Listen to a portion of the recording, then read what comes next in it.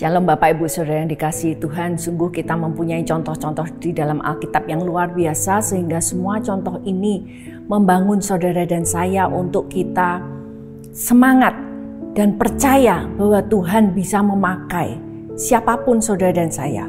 Betapapun gelap masa lalu saudara dan saya, Tuhan sanggup mengubahkan.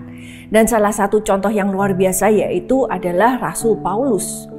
Rasul Paulus dia berkata dulunya dia seorang penghujat. Seorang yang selalu berkata-kata yang tidak baik tentang ajaran Tuhan. Dan bahkan dia bukan hanya menghujat tapi dia juga menganiaya. Dan juga dia seorang musuh yang ganas, dia katakan sendiri. Tapi dengan latar belakangnya sedemikian ternyata Tuhan sanggup, Tuhan mampu untuk mengambil seorang Saulus dan diubahkan untuk menjadi seorang Paulus. Nah, kita akan membaca satu ayat di mana kita melihat kunci perubahan kehidupan daripada Rasul Paulus di dalam 1 Timotius 1 ayat yang ke-14 dikatakan, malah kasih karunia Tuhan kita itu telah dikaruniakan dengan limpahnya kepadaku dengan iman dan kasih dalam Kristus Yesus. Jadi Rasul Paulus berkata bahwa dia sudah menerima kasih karunia, anugerah. Apa itu anugerah? Anugerah adalah pemberian yang tidak selayaknya kita dapatkan. Dia nggak layak mendapatkan itu, tapi dia diberi anugerah. Nah, bukankah setiap kita perlu anugerah dalam hidup kita? Dan Tuhan dikatakan memberikan anugerah setiap hari baru, limpah, anugerah yang cukup, gak akan kita kekurangan anugerah. Masalahnya adalah seperti Paulus juga mengatakan, aku memakai anugerah Tuhan itu tidak dengan sia-sia. Nah, banyak dari kita Tuhan sudah memberikan anugerah, memberikan kesempatan, memberikan pengampunan dalam hidup kita. Tapi apakah kita sudah menggunakan kesempatan pengampunan yang diberikan oleh Tuhan dengan sebaik-baiknya? Apakah kita sudah menggunakan waktu kita dengan sebaik-baiknya untuk kita berikan kepada Tuhan pemberi anugerah itu dalam hidup kita?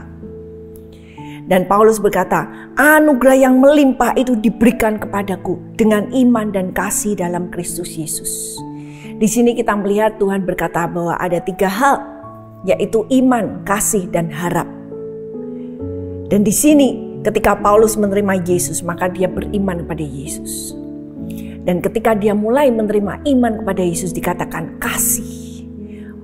Paulus ketika dia mulai menerima Tuhan, dia tidak mencari yang lain, tapi dia mencari Yesus pribadi. Dia cari, dia pergi ke Arab, tanah Arab selama 3 tahun. Dia mencari Yesus. Nah, ini yang sudah perlu dan saya dapatkan dalam hidup kita, yaitu mengalami kasih Tuhan secara pribadi.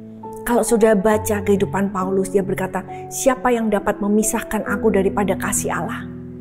Gak ada, walaupun aku mengalami hal-hal yang sangat tidak enak sekalipun. Semuanya itu tidak bisa memisahkan aku dari kasih Allah. Bahkan kasih Allah yang begitu lebar, dalam, panjang, tidak terukur. Itu yang akan membuat aku menjadi akhirnya lebih dari pemenang. Itulah Paulus. Dengan latar belakang yang begitu kelam, Paulus bisa saja punya banyak ketakutan dalam hidupnya, punya banyak kekhawatiran.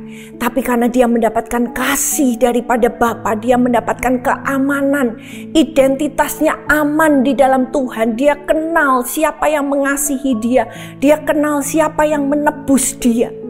Karena itu kasih Tuhan ini terekspresikan dalam hidup Rasul Paulus luar biasa dahsyat. Dan ini yang membuat dia kuat sampai akhir, sampai meraih pengharapan, iman, kasih, pengharapan. Biar ketiga hal ini yang didapati dalam Yesus itu juga akan menguatkan hidup saudara dan saya. Tuhan memberkati.